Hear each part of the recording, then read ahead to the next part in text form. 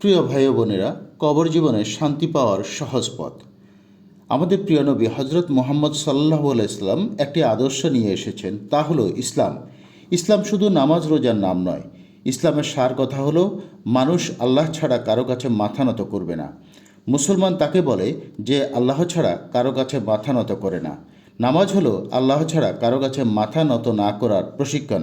সেই ব্যক্তি কিসের মুসলমান যার মাথা আল্লাহর সামনে অবনত হয় না? সেই নারী কিসের মুসলমান যার মাথা আল্লাহর সামনে অবনত হয় না? একজন মুসলিম হিসেবে প্রত্যেক মোমেনাতের উচিত রাসূল সাল্লাল্লাহু আলাইহি ওয়াসাল্লামের সুন্নতকে নিজের জীবনে বাস্তবায়ন করা এবং আজান হওয়ার সাথে সাথে পুরুষরা তাদের কাজ বন্ধ করে মসজিদের দিকে ছুটে যাবে এবং মহিলারা যাবে জায়নামাজের দিকে। আর সন্তানেরা অনুসরণ করবে পিতামাতাকে।